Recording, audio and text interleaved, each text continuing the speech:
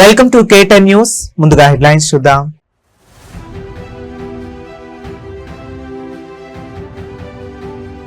Technology plus ఆధ్యాత్మికత, global లీడర్లు, యువశక్తికి దిశానిర్దేశం చేసిన సీఎం చంద్రబాబు నాయుడు.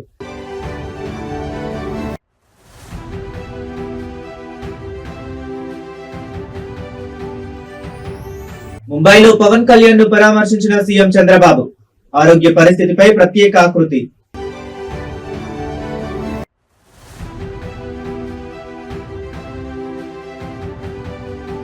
అసెంబ్లీలో ఇరిగేషన్ అవినీతిపై సీఎం రేవంత్ రెడ్డి ఉగ్రరూపం. నాటి కమిటీలు కిలాడీ కమిటీలు అని సంచలన వ్యాఖ్య.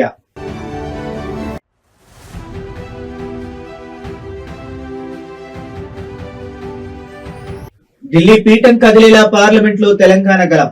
నేడు సాయంత్రం ఎంపీలతో సీఎం రేవంత్ రెడ్డి కీలక భేటీ. డీటెయిల్స్ చూస్తే, ముందస్తు విజన్ ఉన్న నాయకత్వం ఒక తరం భవిష్యత్తును ఎలా మారుస్తుందో చెప్పడానికి ఉమ్మడి ఆంధ్రప్రదేశ్ లో ప్రారంభమైన ఐటీ ప్రస్థానమే నిదర్శనం. ప్రపంచ జనాభా దినోత్సవాన్ని పురస్కరించుకుని ఆంధ్రప్రదేశ్ ముఖ్యమంత్రి నారా చంద్రబాబు నాయుడు గారు నేటి యువశక్తికి సాంకేతిక విప్లవానికి ఉన్న బంధాన్ని వివరిస్తూ చేసిన సంచలన వ్యాఖ్యలు సోషల్ మీడియాలో విపరీతంగా ట్రెండ్ అవుతున్నాయి. సాంకేతికతతో పాటు అంతర్గత శక్తిని ఇచ్చే ఆధ్యాత్మికత తోడైతే యువత ప్రపంచాన్ని జయించే శక్తిని సొంతం చేసుకుంటుందని ఆయన పిలుపునిచ్చారు.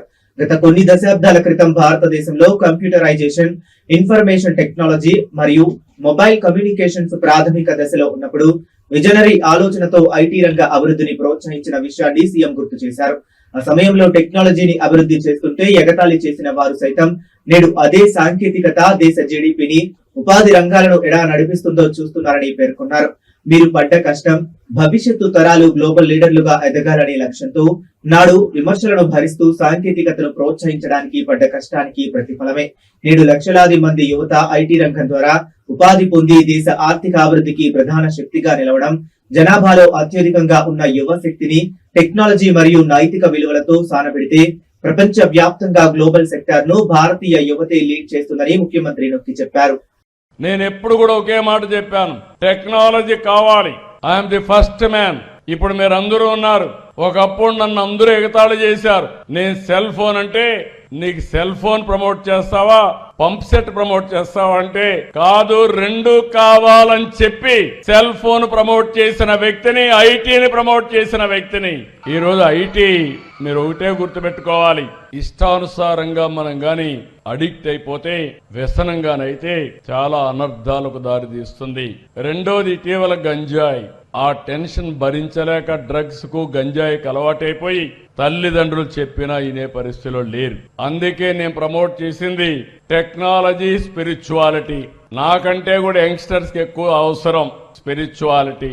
యోగా చేయాలి, మెడిటేషన్ చేయాలి, ప్రాణాయామం చేయాలి. అప్పుడే మీరు ఫుల్ పొటెన్షియల్ ఉపయోగించుకుని ప్రపంచాన్ని జయించే శక్తి ఈ యువతకు వస్తుంది, తెలుగు జాతికి వస్తుందని చెప్పి కూడా నేను మీకు తెలియజేస్తున్నా. ఆంధ్రప్రదేశ్ ఉప ముఖ్యమంత్రి, జనసేన అధినేత శ్రీ పవన్ కళ్యాణ్ గారికి ముఖ్యమంత్రి శ్రీ నారా చంద్రబాబు నాయుడు గారు ముంబైలో పరామర్శించారు. కుడి భుజానికి విజయవంతంగా శస్త్రచికిత్స చేయించుకుని ముంబైలో విశ్రాంతి తీసుకుంటున్న పవన్ కళ్యాణ్ గారి నివాసానికి వెళ్లిన ముఖ్యమంత్రి ఆయన ఆరోగ్య పరిస్థితిని స్వయంగా అడిగి తెలుసుకున్నారు. గత కొంతకాలంగా కుడి భుజం నొప్పితో బాధపడుతున్న ఉప ముఖ్యమంత్రి పవన్ కళ్యాణ్ గారు ఇటీవల ముంబైలోని ఒక ప్రముఖ ఆసుపత్రిలో శస్త్రచికిత్స చేయించుకున్నారు. ఈ ఆపరేషన్ విజయవంతంగా ముగియడంతో ఆయన ప్రస్తుతం అక్కడ వైద్యుల పర్యవేక్షణలో విశ్రాంతి తీసుకుంటున్నారు. పవన్ కళ్యాణ్ గారు శస్త్రచికిత్స చేయించుకున్న విషయం తెలిసిన వెంటనే ముఖ్యమంత్రి చంద్రబాబు నాయుడు గారు ముంబైకి చేరుకున్నారు. పవన్ కళ్యాణ్ గారిని కలిసి శస్త్రచికిత్స తాలూకా వివరాలను, ఆయన ప్రస్తుత ఆరోగ్య పరిస్థితిని అడిగి తెలుసుకున్నారు. మీరు పడ్డ కష్టం, సుదీర్ఘ రాజకీయ ప్రస్థానంలో ఎడతెరిపి లేని ప్రచారాలు, ప్రజా పర్యటనల వల్ల భుజానికి తీవ్రమైన శ్రమ కలిగిందని, ఈ సర్జరీ తరువాత ఆయన పూర్తి ఆరోగ్యంతో, సరికొత్త ఉత్సాహంతో తిరిగి ప్రజా క్షేత్రంలోకి అడుగు పెట్టాలని ముఖ్యమంత్రి ఆకాంక్షించారు. అలాగే పవన్ కళ్యాణ్ గారికి చికిత్స అందించిన వైద్య బృందంతో మాట్లాడి ఆయన కోలుకునేందుకు పడుతున్న సమయం, తీసుకోవాల్సిన జాగ్రత్తల గురించి చంద్రబాబు నాయుడు గారు ఆరా తీశారు.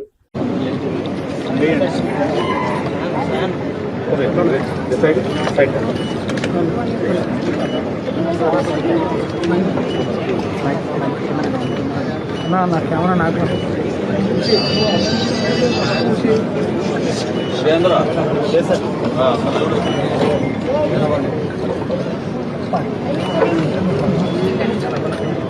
తెలంగాణ రాజకీయాల్లో ప్రాజెక్టుల అవినీతిపై అధికార ప్రతిపక్షాల మధ్య మాటల తూటాలు పేలుతున్నాయి.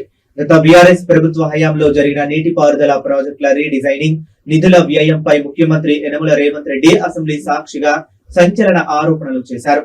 మాజీ సీఎం కేసీఆర్ ఏర్పాటు చేసిన కమిటీలను కిలాడి కమిటీలుగా అభివర్ణించిన రేవంత్ రెడ్డి ఆ కమిటీలలో హరీష్ రావు, కేటీఆర్, నాటి మంత్రిగా ఉన్న ఈటెల రాజేందర్ కీలక సభ్యులుగా ఉన్నారని ఆరోపించారు. తెలంగాణ ఇరిగేషన్ ప్రాజెక్టుల వ్యయాల నియంత్రణ కమిటీల ఏర్పాటుపై జరిగిన చర్చలో ముఖ్యమంత్రి రేవంత్ రెడ్డి తీవ్ర ఆగ్రహం వ్యక్తం చేశారు. గత ప్రభుత్వ హయాంలో జరిగిన విధానపరమైన లోపాలను కప్పిపుచ్చుకోవడానికి రిటైర్డ్ ఇంజనీర్లతో ప్రత్యేక కమిటీలు వేశారని, ఆ కమిటీల వెనుక అసలు సూత్రధారులు హరీష్ రావు, కేటీఆర్, ఈటెల రాజేందర్ అని సీఎం నిలదీశారు.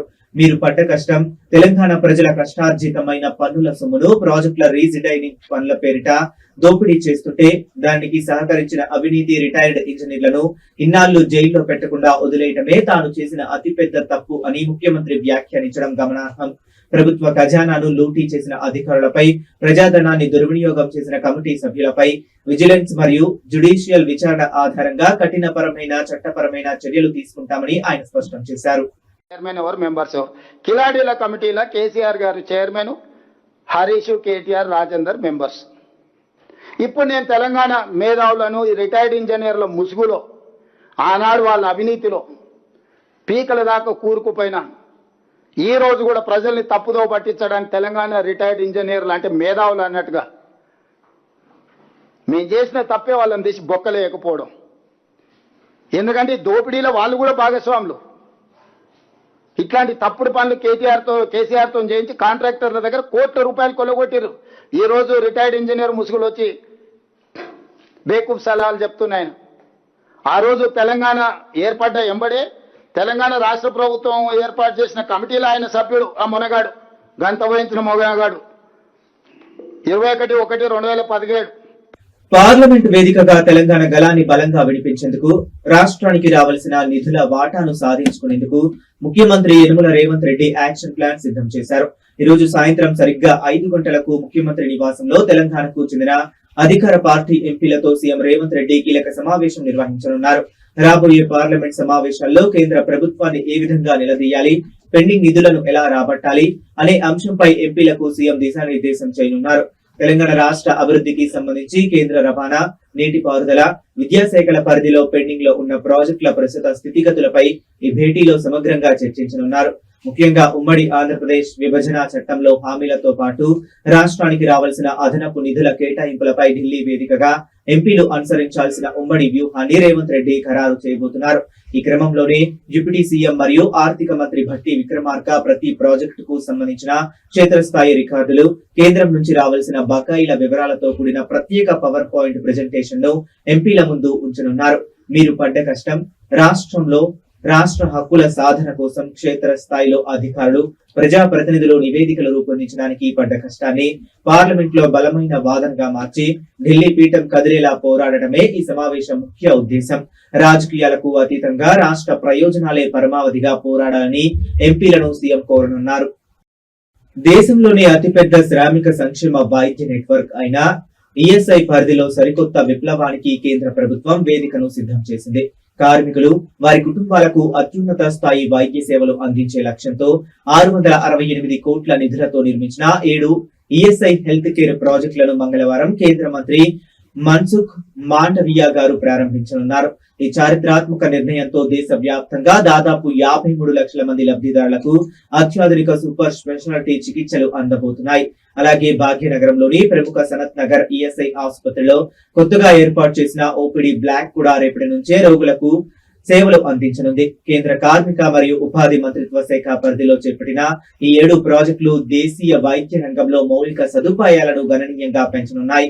విదేశీ ప్రమాణాలకు ధీటుగా నిర్మించిన ఈ నూతన బ్లాక్లలో ఐసీయూ, అడ్వాన్స్డ్ ల్యాబ్స్ మరియు ప్రత్యేక డయాగ్నోస్టిక్ సేవలను అందుబాటులోకి తెస్తున్నారు.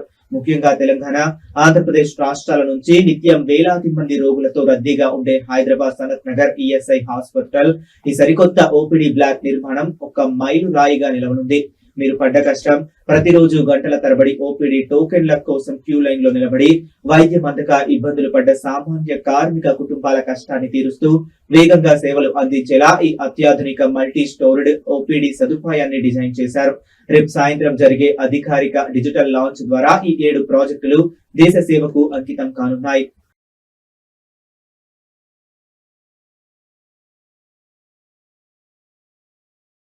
పేద విద్యార్థులకు అండగా నిలవాల్సిన ప్రభుత్వ వసతి గృహాలే నేడు చిన్నాళ్ల పాలిట నరక కూపాలుగా మారుతున్నాయి. పోలవరం జిల్లా గౌరీదేవిపేటలోని ప్రభుత్వ సాంఘిక వసతి గృహంలో మానవత్వాన్ని, విద్యా వ్యవస్థను నిలదీసే అత్యంత అమానుషమైన ఉదాంతం ఒకటి వెలుగులోకి వచ్చింది. వయసుకు మించిన బరువులు మోస్తూ పుస్తకాలు పట్టాల్సిన చేతులతో విద్యార్థులు సిమెంట్, ఇసుక పనులు చేస్తున్నారు. వసతి గృహంలో మౌలిక వస్తువుల కల్పన పేరుతోనో లేక సొంత పనుల కోసమో తెలియదు కానీ వార్డెన్ తన అధికార బలంతో విద్యార్థులను కూలీలుగా మార్చి వెట్టి చాకరీ చేయిస్తున్న దారుణమైన పరిస్థితి అక్కడ నెలకొంది. ప్రభుత్వ సాంఘిక సంక్షేమ వసతి గృహాల్లో విద్యార్థుల విద్యాభివృద్ధికి, మానసిక వికాసం కోసం నిధులు కేటాయిస్తున్నామని ప్రభుత్వాలు చెప్తున్నా క్షేత్రస్థాయిలో కొందరు అధికారులు అక్రమాలకు తెగబడుతున్నారు. గౌరీదేవిపేట హాస్టల్లో వార్డెన్ నిరంకుశ వైఖరి కారణంగా చిన్నారులు క్లాస్ రూముల్లో ఉండాల్సింది పోయి నిర్మాణ సామగ్రి మోస్తూ నలిగిపోతున్నారు. మీరు పడ్డ కష్టం రెక్కాడితే గాని దొక్కాడని స్థితిలో ఉండి తమ పిల్లలైనా చదువుకొని గొప్ప వాళ్ళు కావాలని నమ్మి హాస్టల్లో చేర్పించిన తల్లిదండ్రులు పడుతున్న కష్టం, వారి నమ్మకం నేడు ఈ వార్డెన్ అరాచకం వల్ల నడి రోడ్డున పడింది. ఈ అక్రమ ఉదాంతం బయటికి రావడంతో స్థానిక గిరిజన ప్రజా సంఘాలు మరియు లబ్ధిదారుల కుటుంబాలు తీవ్ర నిరసన వ్యక్తం చేస్తున్నాయి. చదువుకునే పిల్లలతో ఇలాంటి కఠినమైన పనులు చేయించడం చట్టరీత్యా నేరమని, సదరు వార్డెన్ ను తక్షణమే సస్పెండ్ చేసి క్రిమినల్ కేసు నమోదు చేయాలని ఉన్నతాధికారులను డిమాండ్ చేస్తున్నారు.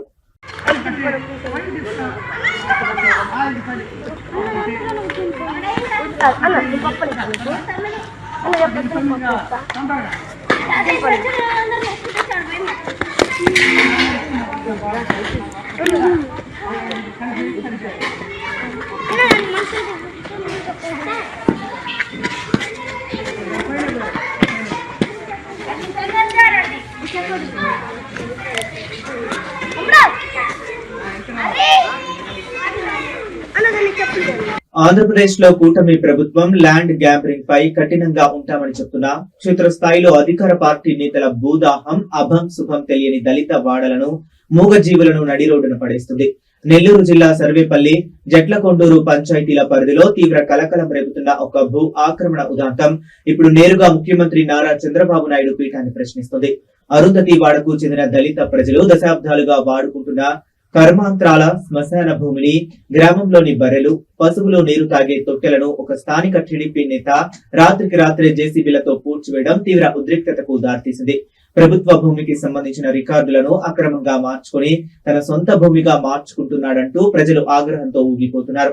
నెల్లూరు జిల్లాలోని ఈ గ్రామాల్లో శ్మశాన వాటికకు సంబంధించిన ప్రభుత్వ భూమిని సబ్ రిజిస్టర్ మరియు స్థానిక రెవెన్యూ అధికారుల అండదండలతో రికార్డులు మార్చేసి ఒక ప్రైవేట్ ల్యాండ్ పూల్ గా మార్చేందుకు సదరు టీడీపీ నేత ప్రయత్నిస్తున్నట్లు ఆరోపణలు వస్తున్నాయి. దీనిపై అరుంధతి వాడ ప్రజలు, సర్వేపల్లి నియోజకవర్గ సివిక్ ఫోరమ్స్ తీవ్ర ఆగ్రహం వ్యక్తం చేసింది. మీరు పడ్డ కష్టం, పేద ప్రజలు తమ ఆఖరి సంస్కారాలు నిర్వహించుకోవటానికి పశువులను సాకుతూ దశాబ్దాలుగా ఆ భూములపై ఆధారపడి పడుతున్న కష్టాన్ని, ఊరి ఉమ్మడి ఆస్తులను అధికార బలంతో హరించాలని చూడడం అత్యంత అమానుషం. ఈ ఆక్రమణలను తక్షణమే నిలిపివేయాలని, శ్మశాన భూమిని కాపాడాలని స్థానికులు డిమాండ్ చేస్తున్నారు. సోషల్ మీడియాలో ఏంటి ఈ భూమి ఆక్రమణలు @NCBN అంటూ నేరుగా ముఖ్యమంత్రి చంద్రబాబు నాయుడును ట్యాగ్ చేస్తూ నెటిజన్లు, బాధితులు నిలదీస్తుండటంతో ఈ ఇష్యూ ఇప్పుడు స్టేట్ వైడ్ హాట్ టాపిక్ గా మారింది. మునుగోలు మండల తహసీల్దార్ గారికి మా యొక్క విన్నపం తెలియజేస్తున్నాము. అమ్మా, మాది జట్లకొండూరు పంచాయతీలోని అరుంధతివాడ గ్రామము. మేము బొడుగు బలహీన వర్గాలకు చెందిన ఎస్సీ కులము, అనగా మాది కులానికి చెందినటువంటి వాళ్ళము. మాకు గత 30 సంవత్సరాల నుంచి మా తాత ముత్తాతల హయాం నుంచి కూడా ఇక్కడ గవర్నమెంట్ ల్యాండ్ అనేది ఉంది. మా అరుంధతివాడ గ్రామానికి ముందర పక్కన అక్కడ ట్యాంకు కూడా కట్టున్నారు. అక్కడ మేము కర్మకృతులకి చేసుకుంటున్నాము. ఆ స్థలాన్ని కాపు సామాజిక వర్గానికి చెందినటువంటి అధికార పార్టీకి సంబంధించినటువంటి వ్యక్తి ఆ తోటలో భాగంగా ట్రాక్టర్లు తీసుకొని వచ్చి మట్టి తోలి దాన్ని ఒక గుంటను కూడా పూర్తి చేసి అంతా చేసుకుంటా జరుపుకుంటా వస్తా ఉన్నాడు. కానీ ఆ గుంట అనేది ఇంకుడు గుంటలాగా ప్లస్ వచ్చి పశువులకి నీటి ఆదరవ కోసం ఉండేది. ఆ నీటి ఆదరవగా ఉండే ఒక గుంటను కూడా ఆక్రమిస్తున్నాడంటే ఈ ఎండల కాలంలో పశువులు ఏదైనా దాహ దప్పికలు వచ్చినప్పుడు అవి తాగేదానికి కూడా అవకాశం లేకుండా పోయింది. ఇంకొకటి ఏంటంటే అదే విధంగా ఇక్కడ పక్కన గుంట ఉందని చెప్పేసి మన ఇటీవల ఒక 3 నెలల క్రితంలో ఎన్ఆర్జీఎస్ పథకం కింద కరువు పని కింద ఇక్కడ ఒక ఇంకుడు గుంటను కూడా తొట్టిని ఒక దాన్ని నిర్మించారు. ఆ తొట్టికి కూడా విలువకుండా అది అసలు ఏమైంది తెలియకుండా ఆ వ్యక్తి ఏదో అధికారం చేతిలో ఉందని కాపు సామాజిక వర్గానికి చెందినటువంటి వ్యక్తులని అధికార పక్షంగా చూసుకొని మా ఎస్సీ బలహీన వర్గాలను కూడా ఇబ్బంది పెట్టుకుంటూ మా కర్మకృతులు ప్రశాంతంగా వాళ్ళు ఏదో చనిపోయారు వాళ్ళ కార్యక్రమాన్ని కూడా మమ్మల్ని ప్రశాంతంగా చేసుకొని ఇవ్వకుండా ఆ యొక్క స్థలాన్ని ఆక్రమించుకొని మట్టి తోలేసుకొని ఈ విధంగా చేస్తా ఉన్నాడు. అడిగితే మాకు పట్టాలు ఉన్నాయి, 1B పేర్లు ఉన్నాయి అంటున్నారు. అసలు ఆ ప్రభుత్వ భూమి డీకేటీ అసలు ఎంత ఇచ్చారు, ఎవరి పేరు మీద ఇచ్చారు, ఎంత పొలం ఇచ్చారు, అవన్నీ కూడా వివరాలు మాకు కావాలి. ఆధునిక కాలంలో సైన్స్ ఎంత అభివృద్ధి చెందిన అన్నదాతలు గ్రామీణ ప్రజలు నమ్ముకునే ఆ నమ్మకం సాంప్రదాయాల వైభవం ఎప్పటికీ విలక్షణమైనదే. తెలంగాణ సరిహద్దు జిల్లా అయిన నిర్మల్లో వ్యవసాయ సాగు పనులు ఊపందుకుంటున్న తరుణంలో ప్రకృతి కరుణించాలంటూ సరికొత్త భక్తి ఆచారం వెలుగు చూసింది. బైంసా మండల హస్గుల్ గ్రామంలో సమృద్ధిగా వర్షాలు కురిసి చేతికొచ్చే పంటలు బాగా పండాలని ఆకాంక్షిస్తూ గ్రామస్తులంతా కలిసి గ్రామ దేవతలకు ప్రత్యేక పూజలు నిర్వహించారు. యావత్ గ్రామ వికాస సమితి సభ్యుల సమక్షంలో జరిగిన ఈ సాంప్రదాయ ఉత్సవం విశేషంగా ఆకట్టుకుంది. తెలంగాణ పల్లెల్లో వర్షాలు సకాలంలో పడినప్పుడు లేదా పంటలు విత్తే సమయంలో గ్రామ శాంతి కోసం ప్రకృతి దేవతలను ప్రసన్నం చేసుకోవడానికి ఇలాంటి పూజలు చేయడం దశాబ్దాలుగా వస్తున్న సాంప్రదాయం. హస్గుల్ గ్రామంలో మహిళలు, పెద్దలు, యువకులు అంతా కలిసి చెరువులు, బావుల నుండి తెచ్చిన పవిత్ర గంగా జలాలతో గ్రామ పొలిమేర్లలోని దేవతలకు శాస్త్రోక్తంగా అభిషేకాలు చేశారు. మీరు పడ్డ కష్టం ఆకాశం వైపు మేఘం చూస్తూ సకాలంలో వానలు పడక విత్తిన విత్తనం మొలకెత్తడానికి అన్నదాతలు పడుతున్న కష్టాన్ని ఆ దేవుడే తీర్చాలంటూ ఊరంతా ఏకమై ప్రార్థించడం ఇక్కడి ప్రత్యేకత. ప్రతి ఏడాది ఈ సమయంలో గ్రామ పండుగను నిర్వహించడం తమ పూర్వీకుల నుండి వస్తున్న ఆనవాయితీ అని, దీనివల్ల గ్రామానికి మంచి జరుగుతుందని బీడీసీ ప్రతినిధులు వెల్లడించారు. ఈ పూజలతోనే నైనా ప్రకృతి కరుణించి సకాలంలో వర్షాలు కురిసి చెరువులు, కుంటలు నిండాలని రైతులు ఆశాభావం వ్యక్తం చేశారు.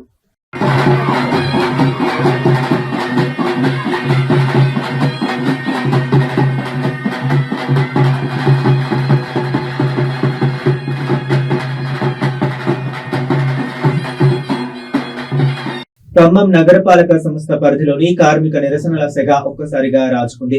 తమ న్యాయమైన డిమాండ్లను పరిష్కరించాలంటూ కాంట్రాక్ట్ పారిశుద్ధ్య కార్మికులు సమరశంఖం పూరించారు. మున్సిపల్ కార్పొరేషన్ కార్యాలయం ఎదుట వందలాది మంది కార్మికులు ఉదయం నుంచే విధులను బహిష్కరించి భారీ ధర్నాకు దిగారు. నగరంలో పారిశుద్ధ్య వ్యవస్థకు ఆయువు పట్టుగా ఉన్న కాంట్రాక్ట్ సిబ్బంది రోడ్డెక్కడంతో మున్సిపల్ పాలనా విభాగంలో ఒక్కసారిగా అలజడి మొదలైంది. ఖమ్మం నగరంలో ప్రతిరోజు క్లీనింగ్, వ్యర్థాల సేకరణ కీలక పాత్ర పోషిస్తున్న కాంట్రాక్ట్ పారిశుద్ధ్య కార్మికులు చాలీచాలని వేతనాలతో తీవ్ర ఇబ్బందులు పడుతున్నామని ఆవేదన వ్యక్తం చేస్తున్నారు. పెరిగిన జీవన వ్యయానికి అనుగుణంగా వేతనాలు పెంచాలని, విధి నిర్వహణలో ప్రాణాధారమైన గ్లౌజులు, మాస్కులు, బూట్లు వంటి రక్షణ పరికరాలను సకాలంలో సరఫరా చేయాలని డిమాండ్ చేస్తున్నారు. మీరు పడ్డ కష్టం ఎండనక వాననక నగరాన్ని స్వచ్ఛంగా ఉంచేందుకు పారిశుద్ధ్య కార్మికులు నిరంతరం చేస్తున్న శ్రమకు గుర్తింపు దక్కడం లేదని, పెండింగ్ సమస్యలను వెంటనే పరిష్కరించాలంటూ కార్మిక సంఘాల నేతలు మున్సిపల్ కార్యాలయం గేట్ల వద్ద భీష్మించారు. సమస్య జటిలం కాకుండా చూసేందుకు రంగంలోకి దిగిన అసిస్టెంట్ మున్సిపల్ కమిషనర్ కార్మికులతో నేరుగా చర్చలు జరిపారు.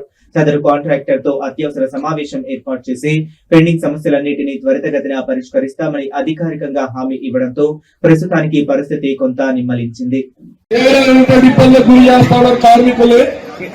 చాలా మంది ఇప్పుడు ఇక్కడే మన నరేంద్ర గారు దండం పెట్టా, దశకాలు పెట్టా, ఇంతవరకు సెలవు ఇట్లా ముస్లిం పండుగ వచ్చినా చేస్తున్నారు, దసరా వచ్చినా చేస్తున్నారు, శివరాత్రి వచ్చినా దగ్గర మన ఎదుగులు పోయాలి, చర్చిల దగ్గర మనమే పోయాలి, మసీదుల దగ్గర మనమే పోయాలి, మన ఇంట్లో మనం చేసుకోవడానికి పండుగ చేసుకోవడానికి. అంతర్జాతీయ సరిహద్దుల్లో మళ్లీ మోగిన యుద్ధ భేరి. భారతీయ ఇన్వెస్టర్ల కొంపముంచుతుంది. అమెరికా, ఇరాన్ దేశాల మధ్య ఒక్కసారిగా దాడులు ఉధృతం కావడం, అంతర్జాతీయ ఇంధన రవాణాకు గుండెకాయ లాంటి హార్ముజ్ జలసంధిలో తీవ్ర ఉద్రిక్తతలు తలెత్తడంతో దేశీయ స్టాక్ మార్కెట్లు భారీ క్రాష్ కు గురయ్యాయి. ట్రేడింగ్ ప్రారంభమైన కొద్దిసేపటికే దలాల్ స్ట్రీట్ రక్తసిక్తమైంది. సెన్సెక్స్ 600 పాయింట్లకు పైగా నష్టపోగా నిఫ్టీ ఏకంగా 180 పాయింట్లను కోల్పోయి ఇన్వెస్టర్లను ముంచేసింది. మార్కెట్ పతనంతో పాటు డాలర్ తో పోలిస్తే రూపాయి విలువ మరింత దిగజారి 95.87 వద్దకు పడిపోయింది. హార్ముజ్లో సంక్షోభం కారణంగా ముడి చమురు సరఫరా నిలిచిపోతుందనే భయాలు కార్పొరేట్ రంగాన్ని కుదిపేస్తున్నాయి. ముఖ్యంగా ఏవియేషన్ రంగంపై తీవ్ర ప్రభావం పడడంతో ఇండిగో షేర్లు 2.05% మేర కుప్పకూలాయి. వీటితో పాటు గ్లోబల్ సప్లై చైన్ దెబ్బతినే ప్రమాదం ఉండడంతో టాటా స్టీల్ 1.86%, మారుతి సుజుకి 1.63% మేర నష్టాల్లో కొనసాగుతున్నాయి. మీరు పడ్డ కష్టం. సామాన్య ఇన్వెస్టర్లు ఎంతో నమ్మకంతో మార్కెట్లలో పెట్టుబడులు పెట్టి లాభాల కోసం చూస్తున్న తరుణంలో ఈ అంతర్జాతీయ యుద్ధ భయాలు వారి కష్టార్జితాన్ని రాత్రికి రాత్రే ఆవిరి చేస్తున్నాయి. విదేశీ ఇన్వెస్టర్లు తమ పెట్టుబడులను భారీగా వెనక్కు తీసుకుండడంతో రూపాయి విలువపై తీవ్ర ఒత్తిడి పడింది. ప్రస్తుతం రూపాయి 0.51% పడిపోయి 95.87 వద్ద ట్రేడ్ అవుతూ చారిత్రాత్మక పతనాన్ని నమోదు చేసింది. గత కొన్ని వారాలుగా ఆకాశమే హద్దుగా దూసుకెళ్తూ సామాన్యుడికి అందనంత ఎత్తుకు చేరిన పసిడి ధరలు ఒక్కసారిగా దిగొచ్చాయి. పెళ్లిళ్ల సీజన్ ముగింపు నేపథ్యంలో మార్కెట్ లో డిమాండ్ తగ్గడంతో గ్లోబల్ కమోడిటీ మార్కెట్ లో చోటు చేసుకున్న మార్పులతో హైదరాబాద్ బులియన్ మార్కెట్ లో ఇవాళ బంగారం ధరలు భారీగా క్షీణించాయి. కేవలం ఒక్క రోజు వ్యవధిలోనే 10 గ్రాముల మేర బంగారంపై 1000 రూపాయలకు పైగా ధరలు తగ్గడంతో జ్యువెలరీ షాపుల వైపు కొనుగోలుదారులు అడుగులు వేస్తున్నారు. అయితే వెండి ధరలు మాత్రం మార్కెట్ లో స్థిరంగా కొనసాగుతున్నాయి. హైదరాబాద్ మార్కెట్ రికార్డుల ప్రకారం అత్యంత స్వచ్ఛమైన 24 క్యారెట్ల 10 గ్రాముల బంగారం ధర ఇవాళ 1420 రూపాయల మేర పతనమై 1,42,910 వద్ద ట్రేడ్ అవుతుంది. మరోవైపు సాధారణంగా వినియోగదారులు ఆభరణాల తయారీ కోసం కొనుగోలు చేసే 22 క్యారెట్ల 10 గ్రాముల పసిడి ధర కూడా 1,300 పడిపోయి 1,31,000 వద్ద లభిస్తుంది. మీరు పడ్డ కష్టం, కష్టపడి సంపాదించిన సొమ్ముతో ఆడబిడ్డల పెళ్లిళ్ల కోసం, భవిష్యత్తు ఇన్వెస్ట్మెంట్ కోసం బంగారం కొనలేక ఇన్నాళ్లు ఆందోళన చెందిన సామాన్యులకు ఈ ధరల తగ్గుదల పెద్ద ఊరటనిచ్చింది. బంగారం ధరలు తగ్గినా పారిశ్రామిక డిమాండ్ బలంగా ఉండడంతో కేజీ వెండి ధర ఎలాంటి మార్పు లేకుండా 2,40,000 వద్దే పరుగును కొనసాగిస్తుంది. అయితే బులియన్ మార్కెట్ హోల్సేల్ ధరలకు, స్థానిక జ్యువెలరీ మార్కెట్ రిటైల్ ధరలకు నగరాన్ని బట్టి స్వల్ప తేడాలు ఉంటాయని, ఈ ప్రకటించిన రేట్లకు 3% జీఎస్టీ అదనంగా చెల్లించాల్సి ఉంటుందని మార్కెట్ నిపుణులు స్పష్టం చేస్తున్నారు. తెలుగు రాష్ట్రాల్లో ప్రకృతి విలక్షణమైన మలుపు తీసుకుంది. వర్షాకాలం పతాక స్థాయికి చేరాల్సిన జులై మాసంలో మునుపెన్నడూ లేని విధంగా వేసవిని మించిపోయేలా ఎండలు మండిపోతున్నాయి. ఆంధ్రప్రదేశ్, తెలంగాణ వ్యాప్తంగా ఎండ తీవ్రత విపరీతమైన ఉక్కపోతతో హాలాహలం సృష్టిస్తుంది. నిన్న ఒక్కరోజే తిరుపతిలో గరిష్టంగా 41 డిగ్రీల ఉష్ణోగ్రత నమోదు కావటం వాతావరణ మార్పుల తీవ్రతకు అద్దం పడుతుంది. పలు జిల్లాల్లో సాధారణం కంటే అదనంగా వేడి గాలులు వీస్తుండటంతో జనం ఇళ్ల నుంచి బయటకు రావడానికి భయపడుతున్నారు. వాతావరణ శాఖ నివేదికల ప్రకారం కరువుసీమ తిరుపతిలో 41 డిగ్రీలు నమోదు కాగా, జంగమహేశ్వరంలో 40.5 డిగ్రీలు, తీర ప్రాంతమైన బాపట్లలో 40.2 డిగ్రీల గరిష్ట ఉష్ణోగ్రతలు నమోదు జీవనాన్ని అస్తవ్యస్తం చేస్తున్నాయి. తెలంగాణలోనూ దాదాపు ఇదే రకమైన పొడి వాతావరణం, వడగాల్పుల పరిస్థితులు కొనసాగుతున్నాయి. మీరు పడ్డ కష్టం, సాగు పనులు ప్రారంభించిన వానల కోసం ఎదురు చూస్తున్న అన్నదాతలు దినసరి కూలీల ఈ అకాల ఎండల వల్ల, విపరీతమైన చెమటలు పట్టించే ఉక్కపోత వల్ల తీవ్రమైన శారీరక కష్టాన్ని అనుభవిస్తున్నారు. రాబోయే రోజుల్లో వాతావరణంలో పెద్దగా మార్పులు ఉండకపోవచ్చని, ఈ నెల 22వ తేదీ వరకు ఏపీలో ఎండ తీవ్రత ఇలాగే కొనసాగుతుందని ఐఎండీ అధికారులు స్పష్టం చేశారు. అయితే పసిడి లాంటి పంటలకు ఊరటనిచ్చేలా ఈ నెల 3వ వారంలో బంగాళాఖాతంలో ఒక అల్పపీడనం ఏర్పడే అవకాశాలు ఉన్నాయని, అది బలపడితేనే తెలుగు రాష్ట్రాల్లో తిరిగి వర్షాలు కురిసే ఛాన్స్ ఉందని వాతావరణ కేంద్రం వెల్లడించింది. Welcome to TNN news. ముందుగా హెడ్లైన్స్ చూద్దాం. ఇవి ఇప్పటి వరకు ఉన్న అప్డేట్స్. మరిన్ని అప్డేట్స్ కోసం కీప్ వాచింగ్.